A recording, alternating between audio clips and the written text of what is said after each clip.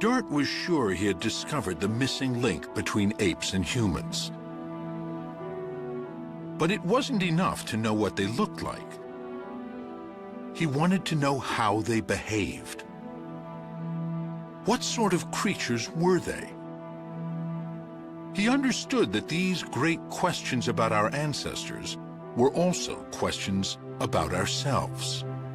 The reason we're interested in our own ancestry, I think, is the reason that you or I want to know who our parents were and who our grandparents were or great-grandparents were. Because somewhere in us we realize that there's a little bit of them in us. And so to understand the quirks of our own behavior and why we do things, if not just why we look the way we do, comes from that ancestry. Paleoanthropology is just that in deep time. We're looking way back. And so we're looking at the things, the sort of little bits and pieces that drive why humanity is like it is today. Raymond Dart was building a theory about how the Australopiths, our ape-like ancestors, became human. His ideas about the dawn of humanity were the touchstone for thinking about our origins for generations. In the 1940s, more examples of Australopithecus began to be found. And a key site not only had fragments of Australopithecus, but also the bones of many other fossil animals. And Dart noted that these bones were broken in a special way. Dart became convinced they were weapons made by our primitive ancestors. Was this the key to what first made us human? Dart had been a young medic in World War I. He had seen firsthand the barbarity humans are capable of. It made sense to him that the origins of humanity were steeped in blood. Raymond Dart's experience in the World War may have colored his interpretation of what these bones and teeth meant. You know, it gave him a view of sort of the dark side of humanity and the violence of humanity. And he came up with this idea that Australopithecus had figured out that bones and teeth were hard and could be used as weapons to kill other animals. This sort of killer ape theory of early humans. Dart believed that the more aggressive and adventurous of our ape-like ancestors abandoned their forest environments and moved into savannas.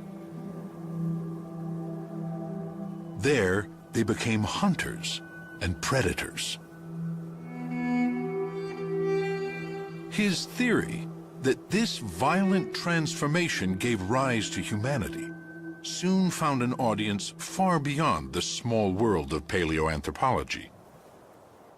In the 1950s, there was a drama critic and playwright named Robert Ardrey, who became very interested in human origins.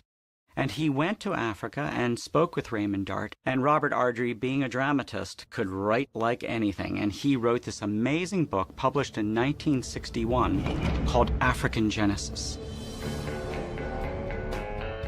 African Genesis became a pop science publishing sensation of the early 1960s.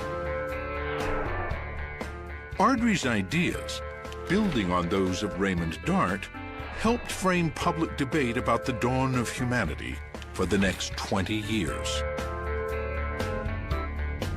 The very first sentence in that book, I remember it because I read it as a teenager and was enthralled by it. Not in innocence and not in Asia was mankind born.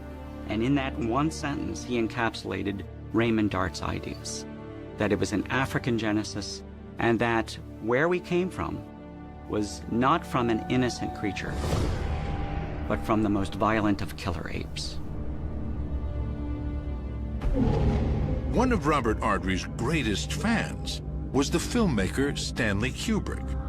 At the time, he was planning a film based on the science fiction novel 2001, A Space Odyssey. It was to be a meditation on human technology run wild.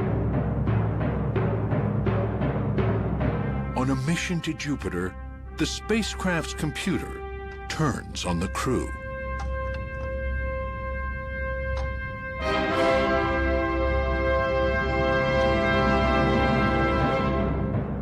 the beginning of the film, our ancestors discover the first technology: weapons.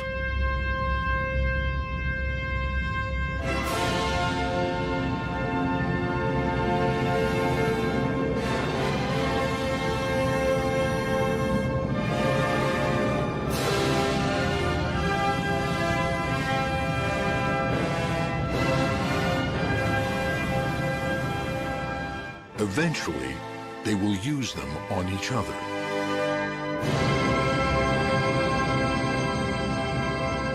This was the dawn of humanity, imagined by Dart and Ardrey.